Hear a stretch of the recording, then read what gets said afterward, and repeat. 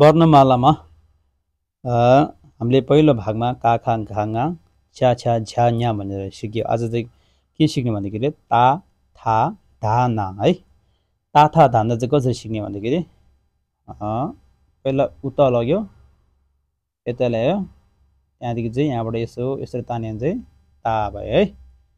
ता भयो अनि यस्तो गरेर यस्तो गर्यो भने था भयो है। अनि यस्तो गरेर यस्तो गर्यो भने धा भयो है। यस्तो गरेर यस्तो गर्नुभयो भने ना भयो। ता था धा ना यो ता था धा ना भयो। अब हामी नेपालीमा यो कसरी पढ्ने ता था कसरी पढ्ने भन्दाखेरि पहिला हामीले त लेख्यो हैन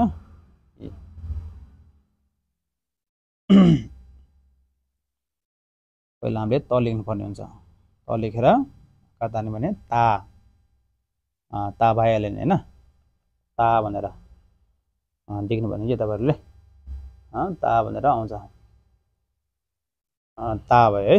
त्यहाँदेखि हुन्छ यता देख्नु पर्ने हुन्छ यसो गरेर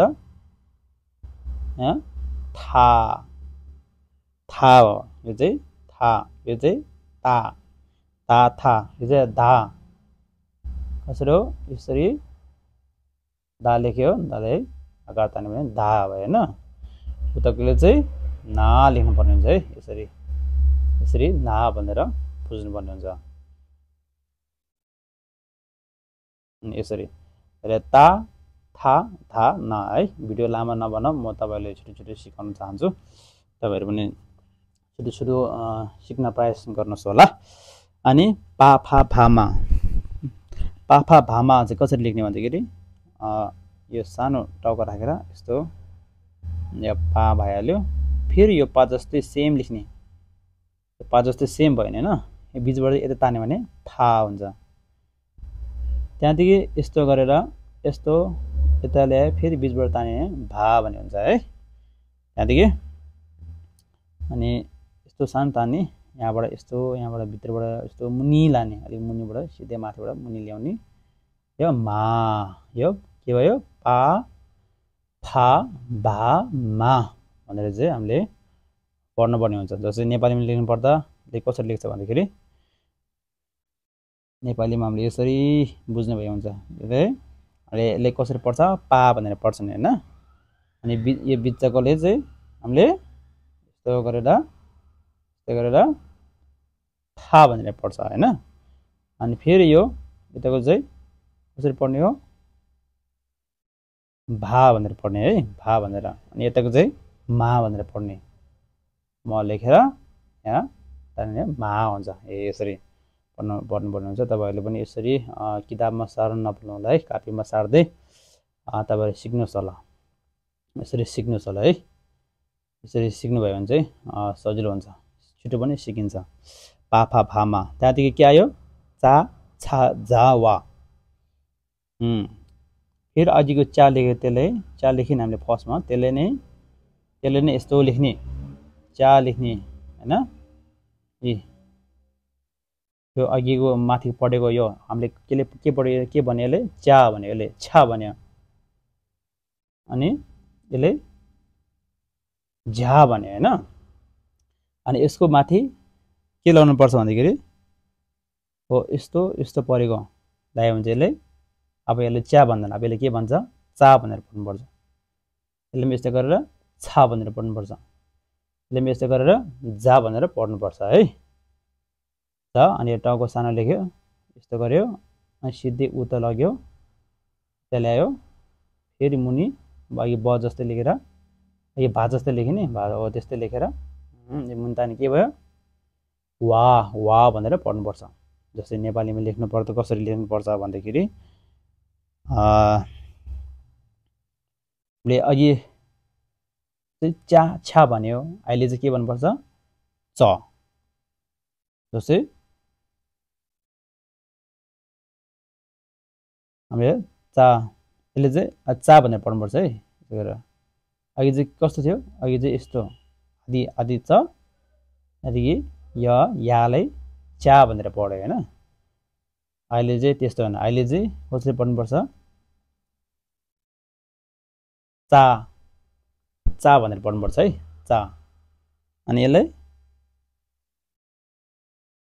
कसरी पढ्नुपर्छ छा भनेर पढ्नुपर्छ है यसलाई छा यसलाई चा यसलाई छा छा भनेर पढ्नुपर्छ अनि यसलाई चाहिँ जा भनेर पढ्नुपर्छ जा उता जा भन्छ हो त्यस्तै जा जा भनेर पढ्नुपर्छ यो लास्टको यसले चाहिँ यो चाहिँ जा भइहाल्यो यसले चाहिँ कसरी पढ्नुपर्छ वा भनेर पढ्नुपर्छ वा है चा चा छा जा वा यसरी पढ्नुपर्छ है तपाईहरु पनि यसरी सिक्नुहोस् होला है बिस्तारै लेख्दै लेख्दै लेखेर सिक्नु भयो भने चाहिँ छिटै हामीले आउँछ त्यसै कारणले मैले पनि तपाईले लेखेर सिक्नुहोस् भनेको है त्यहाँदेखि फेरि रहेको छ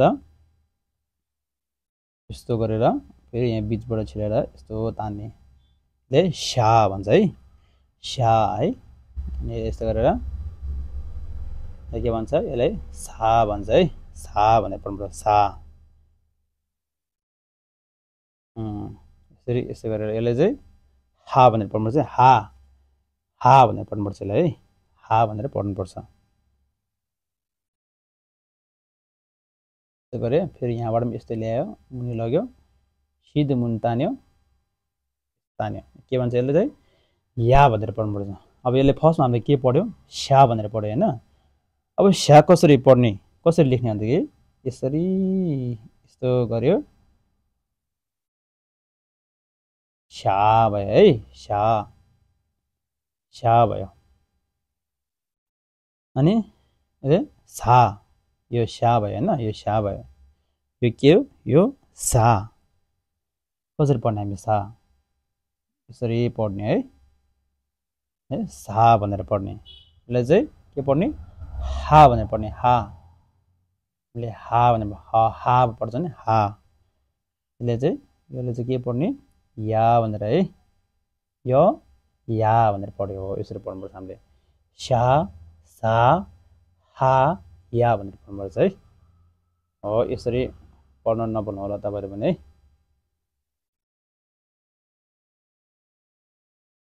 तपाईहरु पनि प्रयास गर्नु होला लेखेर जति लेखेर पढ्नु भयो भने उति दिमागमा सजिलो हुन्छ छिटो पनि याद हुन्छ है स्या सा हा या के पढ्यो स्या सा हा या अब रहेको छ यस्तो गर्ने त्यहाँदेखि यहाँ पनि मुनि लाने यसले रा पढ्ने यस्तो गर्यो यता ल्यायो उतो लग्यो मुनि लग्यो माथिबाट मुनि ल्यायो ले ला भनेर पढ्नुपर्छ रा ला अनि यो मुनिबाट फर्स्टमा यस्तो गर्यो त्यहाँदेखि यहाँदेखि माथि लग्यो सिधै गरेर गोल गरेर मुनि तानिएलाई स्या भनेर पढ्नुपर्छ स्या स्या भनेर स्या भनेर स्या स्या है हामी यस्तो गरेर मुनि लग्यो ले सा सा भनेर पढ्नुपर्छ सा भनेर है जस्तै नेपालीमा लेख्नु पर्दा कसरी बुझ्ने भन्दाखेरि यसलाई के भने मैले रा भने हैन रा यो चाहिँ लेख्नु पर्दैन तपाईले यो चाहिँ म चिन्ह देखाएको है मुनिको चिन्ह यो चाहिँ कसरी रा कसरी छ रा लेख्यो काट्ने रा भनेर पढ्ने रा यसलाई अनि ला है ला भनेर पढ्ने यसले स्या भनेर पढ्ने यसले है स्या स्या चाहिँ कसरी यसरी लेख्दैछ यो हैन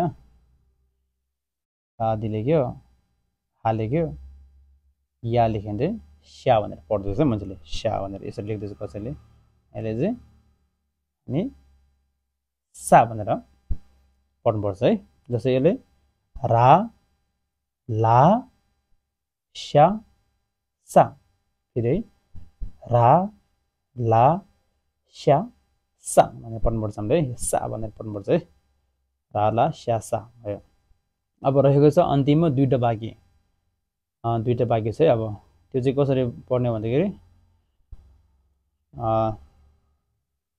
ठुलो अक्षरमा लेख्छ है तपाईले गरी यता ल्यायो अलि मुनि लग्यो यहाँदेखि फेरि गोलो गरेर मुनि ल्यायो फेरि टिक राख्यो अलि टाउको बनायो मुनि ल्यायो यहाँबाट यसो घुमाएर फेरि माथि लग्यो यहाँबाट फेरि मुनि ल्यायो माथिबाट मुनि ल्यायो के भन्छ हा आ भनेर पढ्नुपर्छ है। त्यो चाहिँ हामीले हा लेख्छ नि ह हा भयो होइन, यो चाहिँ कसरी पढ्नुपर्छ हा भनेर पढ्नुपर्छ। यो चाहिँ कसरी पढ्नुपर्छ अ आ भनेर पढ्नुपर्छ है।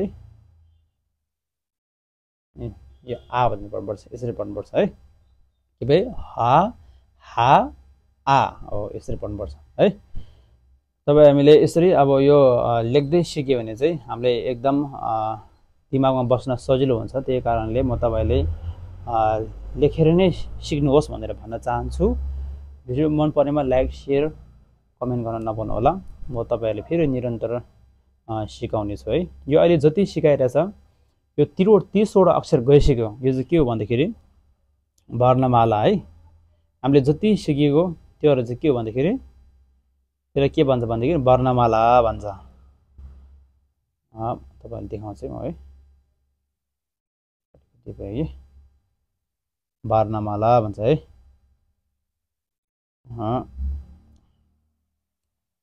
टिबेटनमा चाहिँ के भन्छ भन्दाखेरि साल्जे भन्छ। साल्जे साल्जे भने चाहिँ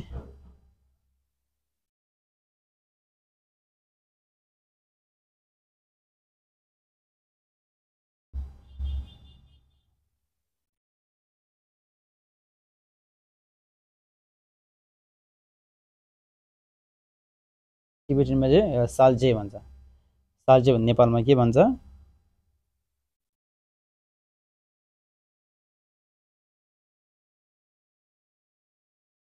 है, वर्णमाला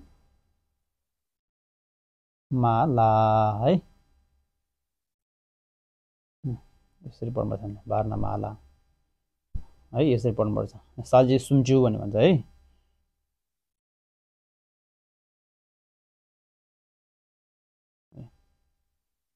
साल्जे सुम्चु भन्छ। साल्जे सुम्चु भन्छ वर्णमाला 30वटा छ।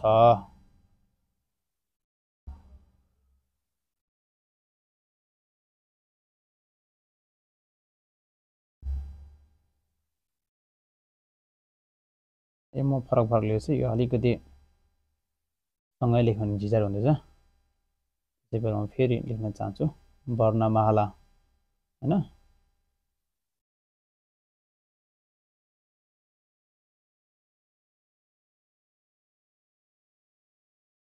साल्जे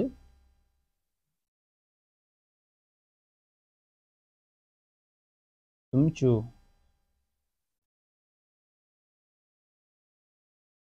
साल्जे सुम्चु भन्छ है। साल्जे सुम्चु भने चाहिँ के हो भन्दाखेरि वर्णमाला 30वटा भनेको। वर्णमाला यो टिबेटनमा अथवा यो सम्बोटो लिपिमा वर्णमाला कतिवटा छ भने 30वटा छ। त्यसले साल्जे सुम्चु भनेको है वर्णमाला। तपाईँले भिडियो मन पर्यो भने लाइक सेयर कमेन्ट गर्न नभुल्नु होला। यो सुरुदेखि अन्तिमसम्म हेर्न नभुल्नु होला। फेरि म तपाईँहरूलाई अर्को पनि म निरन्तर सिकाउने छु, भिडियो हेर्न नभुल्नु होला। हस्त नमस्ते, टसिदिलेक।